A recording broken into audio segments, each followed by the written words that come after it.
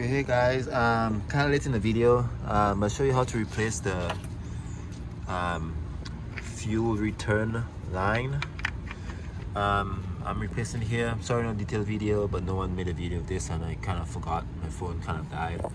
But what's gonna happen is that replacing this, you just want to take like a flat end screwdriver. I got the new one here, so what do you mean? I got a new part right here. You can see it goes like this, but this is the old one. What you want to do is just pry, take like a flat end screwdriver and then pull this up.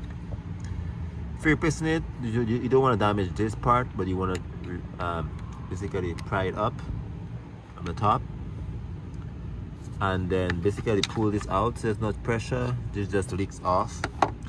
Some this is going to leak off from here, and then this is the part. Seems like this is the Bosch part.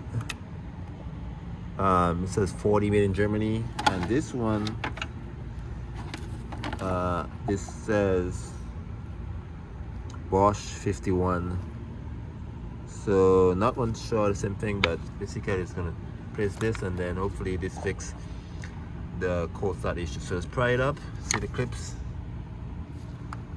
like it here from this side, especially on that side. I'm gonna pry it up and then this should work.